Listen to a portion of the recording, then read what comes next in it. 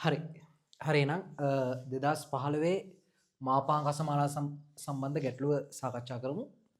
Right.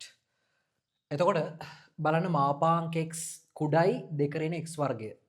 මෙන්න මෙහෙම වෙන විදිහට x වලට අදාළ තාත්වික අගය පරාසය තමයි එයාලා අහන්නේ. හරිද?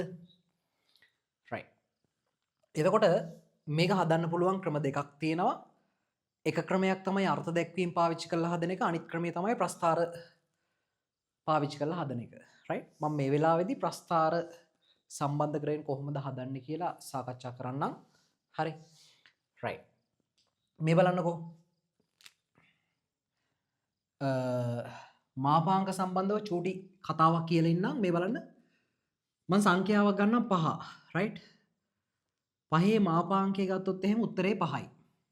හරිද?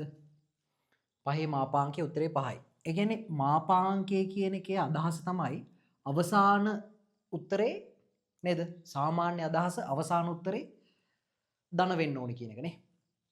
මෙයාගේ අවසාන ප්‍රතිඵලය ධනයි. රයිට්. එතකොට ඍණ 5 මාපාංකය ඍණ 5 මාපාංකයත් උත්තරේ ධනයි නේ. ධන 5යි නේ. ධන 5යි. එතකොට ඒක ගන්නේ කොහොමද? ඇතුලේ ඍණ සංඛ්‍යාව තිබ්බොත් එහෙම ඍණෙන් වැඩි කළා තමයි මෙන්න මෙයාව ගන්න.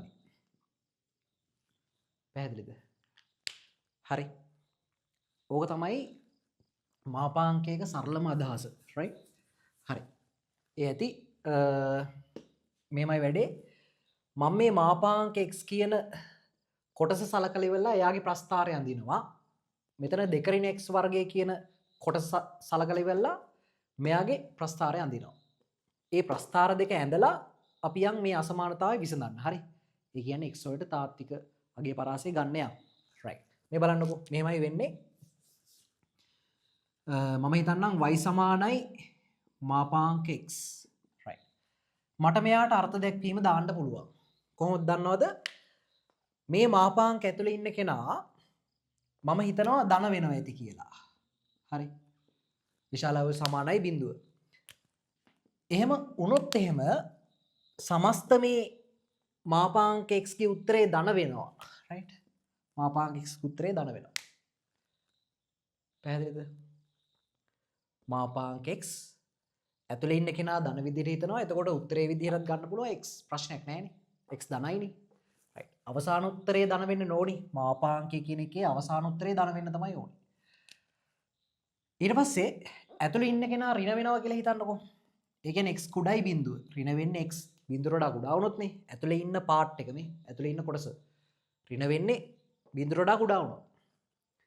එතකොට ඇතුලේ ඍණ කෙනෙක් හිටියොත් එහෙම එයාව ධන කරගන්න ඍණෙන් වැඩි කරන්න ඕනේ. එතකොට එනවා ඍණ x කියලා.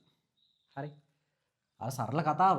ඍණ 5 මාපාංකය ඔයා ගනිද්දි මොකද්ද කරන්නේ? ඇතුලේ ඉන්නේ ඍණ සංඛ්‍යාවන්නේ. එයාව ධන කරගන්න මොකද්ද කරේ? ඍණෙන් වැඩි කරා මේ. ඍණ 5 වැඩි කරා ඍණෙන්. එතකොට ධන 5ක් වෙනවා. ඒ සීන් එකම තමයි මෙතනටත් කරලා තියෙන්නේ. හරි. මේ අවස්ථාවටත් කරලා තියෙන්නේ. ඇතුලේ ඉන්න කෙනා ඍණ වෙනවා කියලා හිතනවා. එහෙම ඍණ වුණොත් එහෙම මොකද වෙන්නේ? ඒ ඍණ කෙනාව ධන කරගන්න ඍණෙන් වැඩි කරන්න ඕනේ. පැහැදිලිද? ඒතර මාපාංක x ගේ හරිද?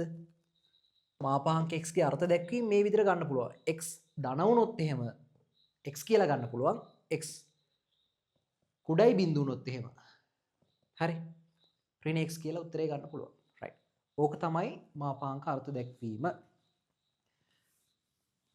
ඊට පස්සේ මම මෙයාට අදාළව ප්‍රස්ථාරය ඇඳ ගන්නවා. මේ බලන්න. මෙයා x මෙයා y. right. ඔයාලට පේනවා මාපාංක x කියන ප්‍රස්ථාරේ කොටස් දෙකකට වෙන් වෙනවා. එකක් y සමානයි x අනිත් එක y සමානයි ඍණ x. y සමානයි x කියන ප්‍රස්ථාරේ හරි. චූටි කාලේ ඉගෙන ගන්නවා හරිම ලේසි මූල ලක්ෂ්‍ය හරහා යන ප්‍රස්ථාරය. ඒතර එයා ඇඳෙන්නේ x විශාලයි බිඳුව කියන පැත්තේ. x විශාලයි බිඳුව කියන පැත්ත තියෙන්නේ කොහෙද? මේ පැත්තේ මේ. x ධන වෙන පැත්තනේ. right. right. එතකොට ප්‍රස්ථාරය ඇඳෙන්නේ මෙහෙමයි. මූල ලක්ෂ්‍ය හරහා යන ප්‍රස්ථාරය මේ. මට අඳින්න ඕනේ නැහැ මේ පැත්තේ අඳින්න අවශ්‍ය වෙන්නේ නැහැ. මොකද එයාලා අඳින්න කියන්නේ x විශාලයි බිඳුව. මේ පැත්තේ. එහෙනම් මේ ටික ඕනේ නැහැ. හරිද? y සමානයි ඍණ x ප්‍රස්ථාරය ගත්තොත් එහෙම එයා ඇඳෙන්නේ මේ විදියට. හරි. එතන මේ පැත්තට අඳින්න ඕනේද? ඕනේ නැහැ. right. ඊට පස්සේ අපි ලකුණු කරනවා y සමානයි x. මෙයා y සමානයි ඍණ x කියලා. පැහැදිලිද? right. මාපාංක x ට අදාළ ප්‍රස්ථාරය මේ විදිහට ඇඳ ගන්නවා. ඊට පස්සේ මම මෙන්න මේ කොටස නේද y සමානයි 2 ඍණ x වර්ගය කියලා ගන්නවා. මෙයා ඇත්තටම වර්ගජ ශ්‍රිතයක්. ඒතර ඔයා O level වලදී ඉගෙන ගන්න ඇති වර්ගජ ශ්‍රිතවල කොහොමද ප්‍රස්ථාර අඳින්නේ කියලා. ඒතර ඔයාට පේනවා මෙතන වර්ගපදයේ සංගුණකේ ඍණ. වර්ගපදයේ සංගුණකේ ඍණ. වර්ගපදයේ සංගුණකේ ඍණයි නම් සාමාන්‍යයෙන් ඇඳින්නේ උපරිමයක් නේ. උපරිමයක් ඇඳින්නේ සාමාන්‍යයෙන් නෙවෙයි උපරිමයක් ඇඳින්නේ. පැහැදිලිද? වර්ගපදයේ සංගුණකයේ ධනයි නම් අවමයක් ඇඳින්නේ. හරි. එතකොට කොහොමද මෙයාට අදාළ ප්‍රස්ථාරය අඳින්නේ?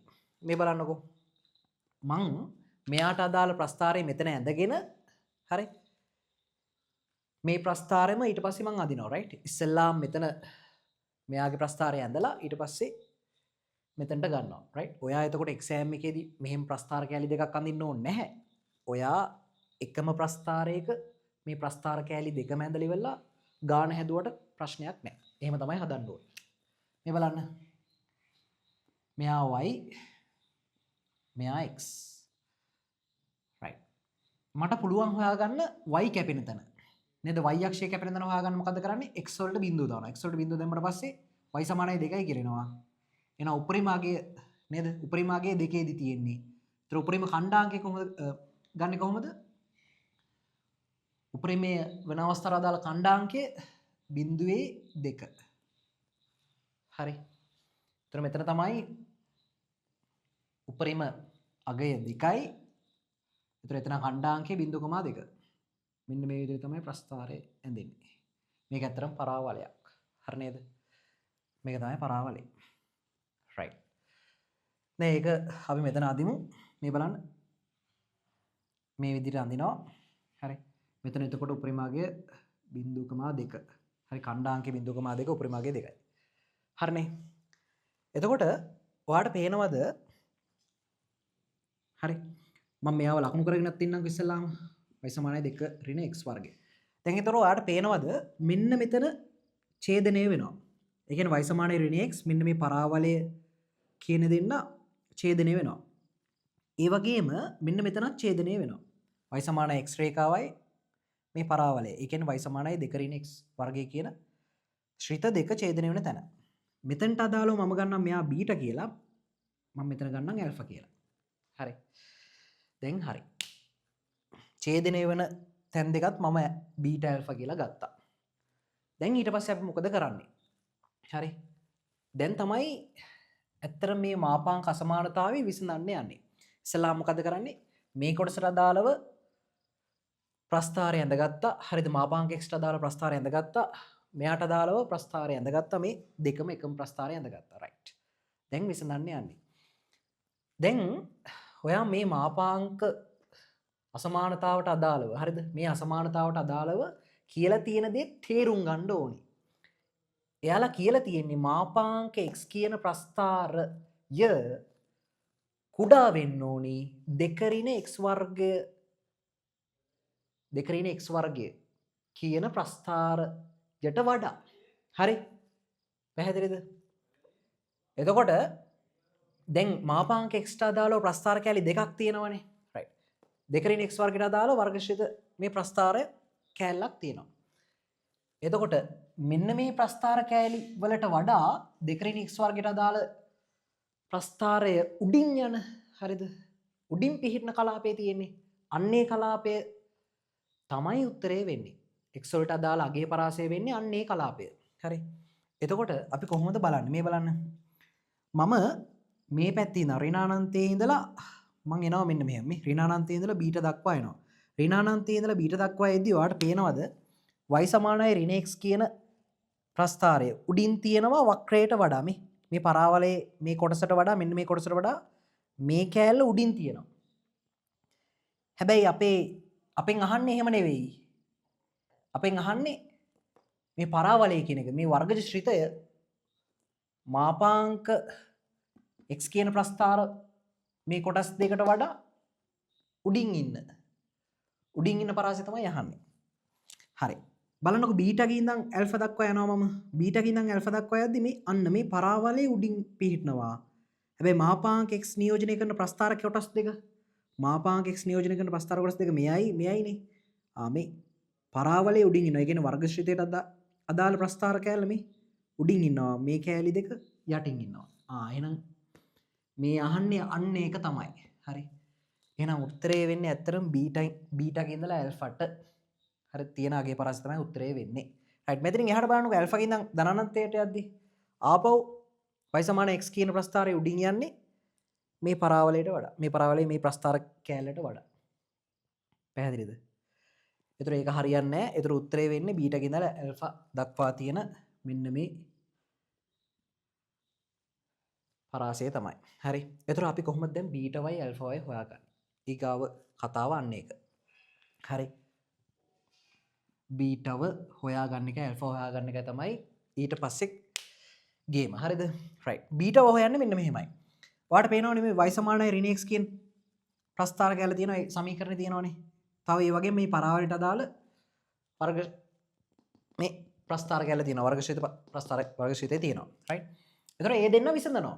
ඒ දෙන්න විසඳලා හරි x වලටයි y වලට අගයන් ගන්නවා.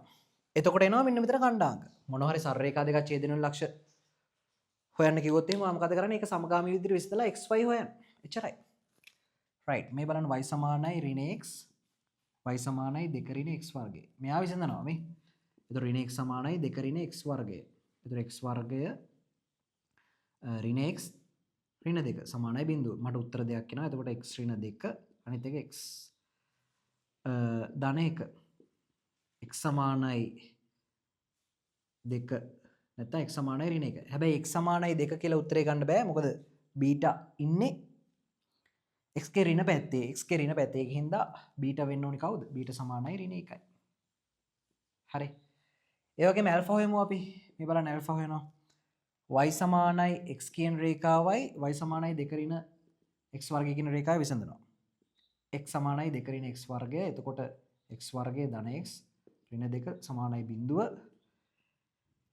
x ධන 2 x ඍණ 1 x සමානයි ඍණ 2 x සමානයි 1. හැබැයි ඇල්ෆා වෙන්න ඕනි මේ. ඇල්ෆා ඉන්නේ ධන පැත්තේ. ඇල්ෆා වෙන්න ඕනි 1. රයිට්. පැහැදිලිනේ. එහෙනම් බීටා y ඇල්ෆා හොයාගත්තා. අවසාන උත්තරේ ලියන්න ඕනි. දැන් එයාලා අහන්නේ x ගේ තාත්වික අගේ පරාසයනේ. අපි ලියමු අවසාන උත්තරේ x අයත් මේ බලන්න මේ අසමානතාවයේ මෙතන සමාන ලකුණක් නැහැ. ඒ කියන්නේ බීටා y ඇල්ෆා උත්තර වලට ගන්න බෑ. බීටා y ඇල්ෆා ඒ කියන්නේ බීටා අදාළගේ ඍණ 1 ඇල්ෆාට අදාළගේ 1. ඍණ 1යි 1යි x වලට ගන්න බෑ. ඒකින් හින්දා සරල වරහන් දානවා. ඍණ 1 ඉඳලා 1 දක්වා. මෙන්න සරල වරහන් දැම්මා. සංගල වරහන් වැවුවා. මේක තමයි උත්තරේ. වෙන විදිහට උත්තරේ ලියුවොත් එහෙම ඍණ 1යි ධන 1යි අතර අගේ පරාස තමයි ගන්න පුළුවන්. පැහැදිලිනේ? රයිට්. ඔය විදිහට තමයි ගන්න හදාගන්නේ.